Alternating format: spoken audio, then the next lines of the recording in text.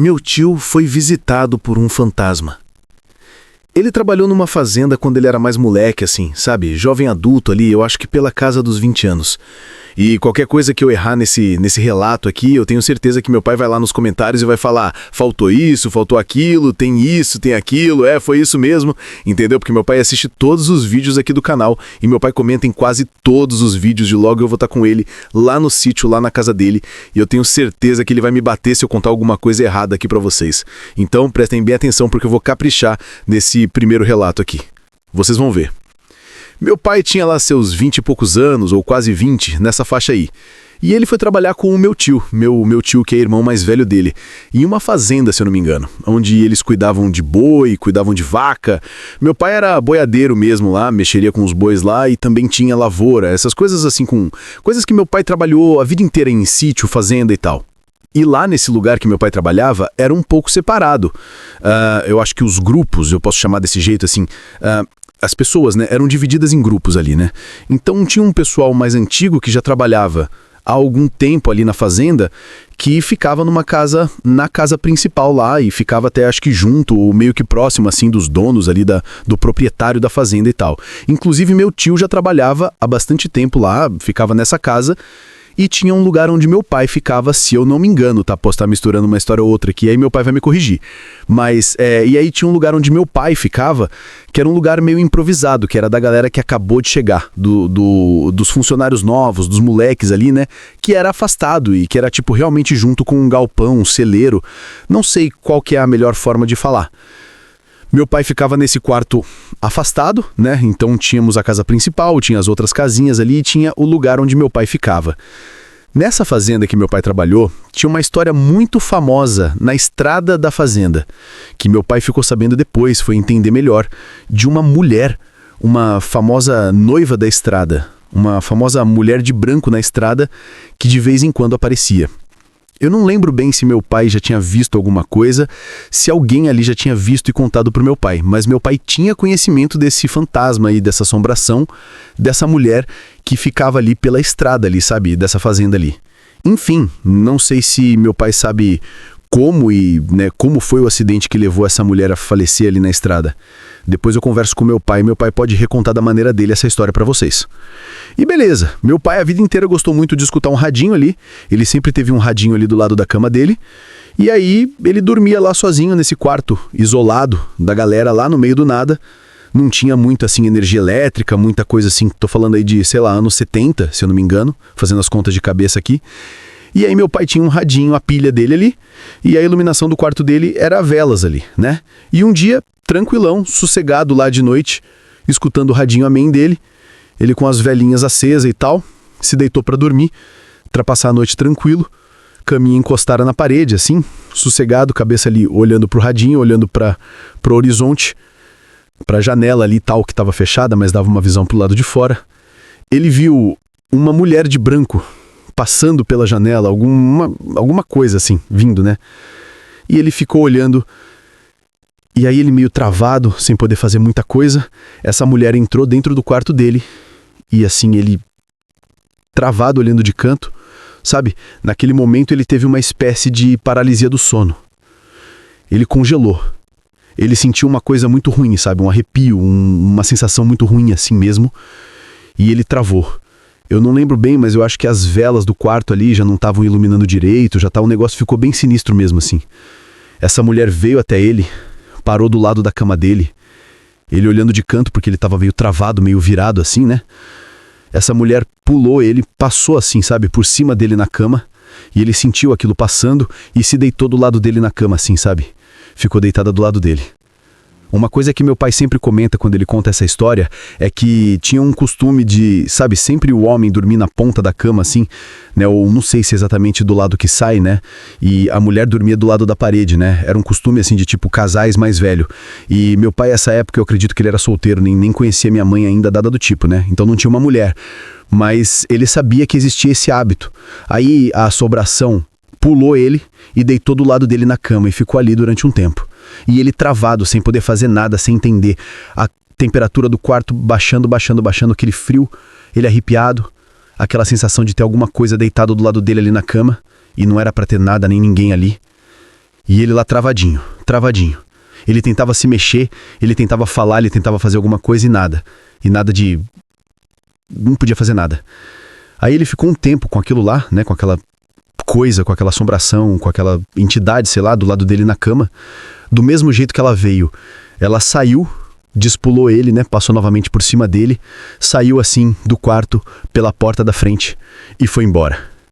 Aí depois de alguns segundos, que ela foi embora do quarto, meu pai destravou, né, conseguiu novamente se mexer, sabe, reagir ali àquela situação.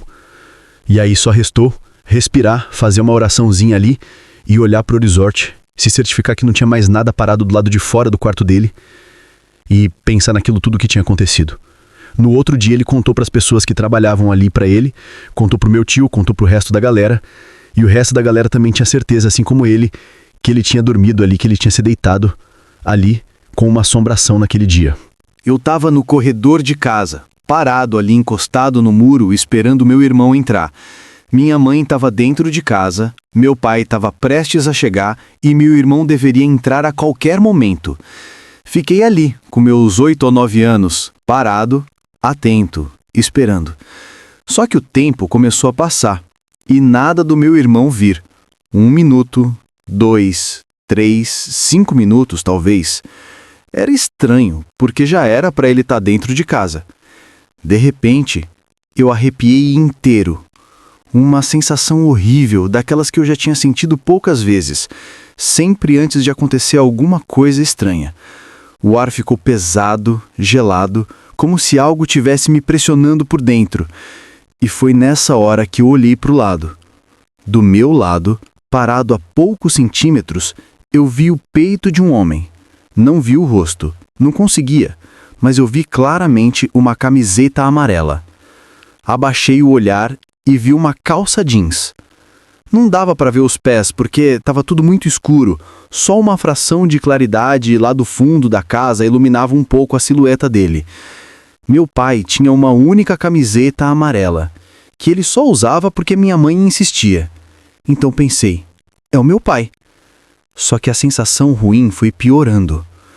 Não era só medo, era como se algo me esmagasse por dentro, uma presença fria, opressora. Eu tentei olhar para cima para ver o rosto daquele homem, mas era como se algo me impedisse. Eu simplesmente não conseguia enxergar quem estava ali, só aquele corpo parado, imóvel do meu lado. Chamei, pai? Nenhuma resposta. Tentei de novo. Silêncio total. E a sensação só aumentava, pesada, sufocante. Desgrudei da parede e fui me afastando devagar, indo para o outro lado do corredor.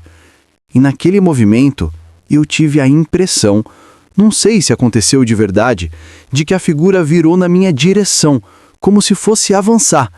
Nesse momento, meu corpo reagiu sozinho. Eu corri, gritei pela minha mãe e entrei na casa quase caindo nas próprias pernas, com o coração disparado.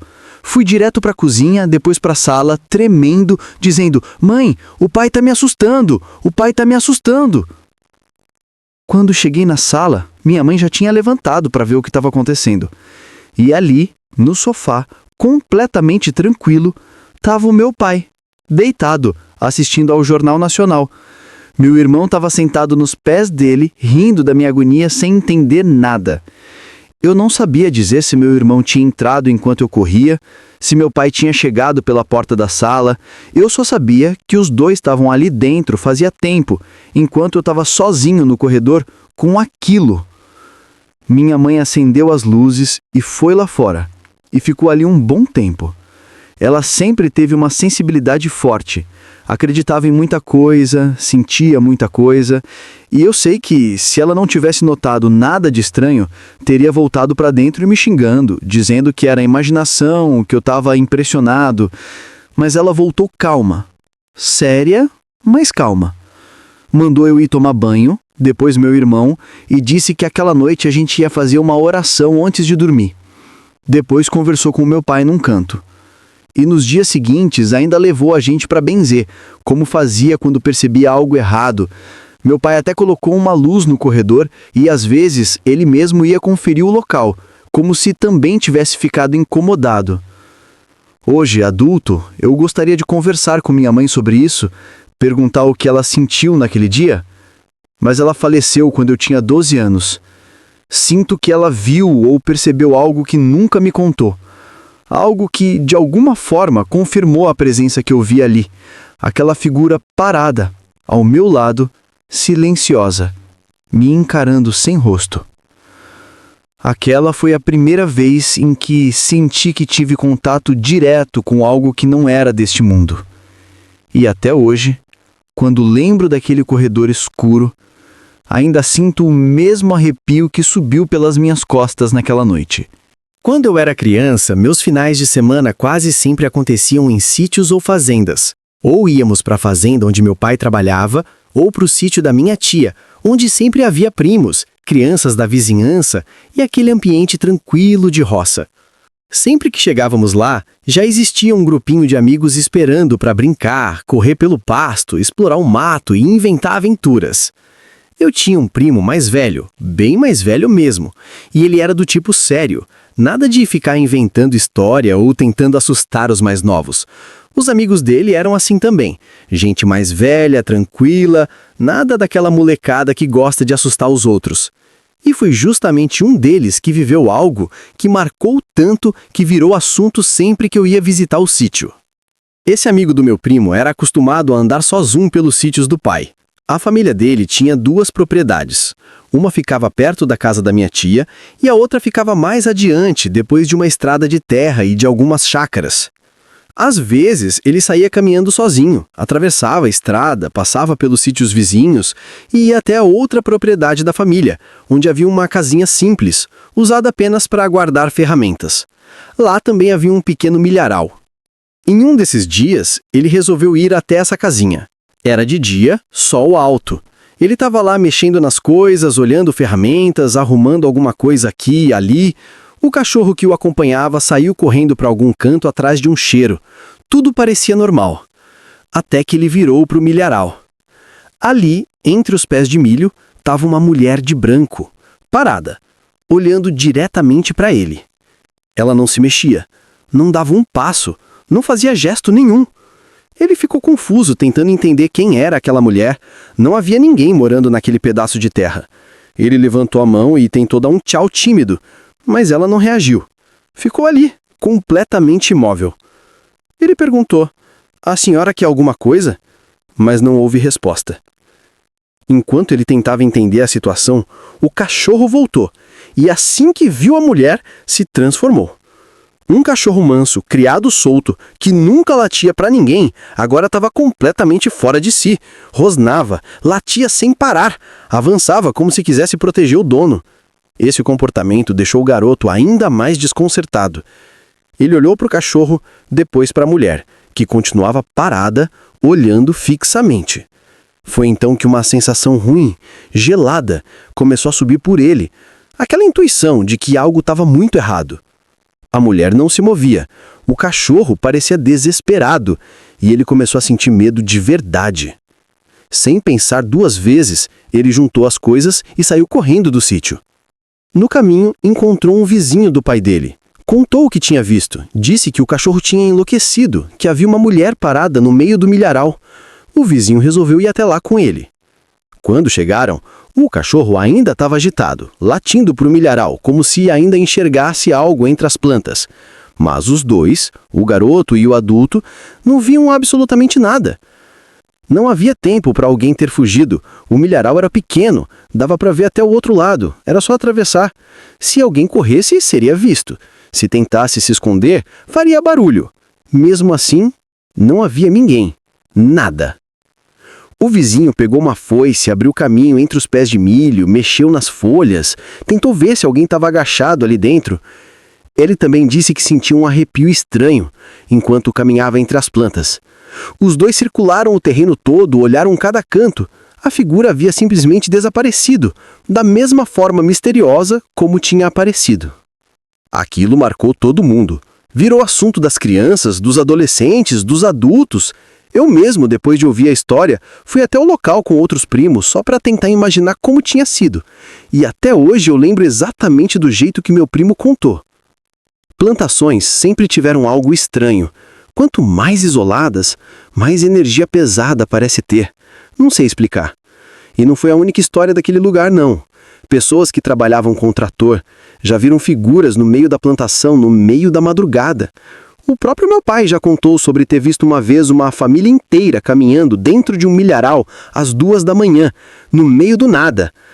Mas aquela mulher de branco parada no milharal, olhando em silêncio, foi uma das primeiras histórias que realmente me fizeram acreditar que existem coisas que a gente não consegue explicar.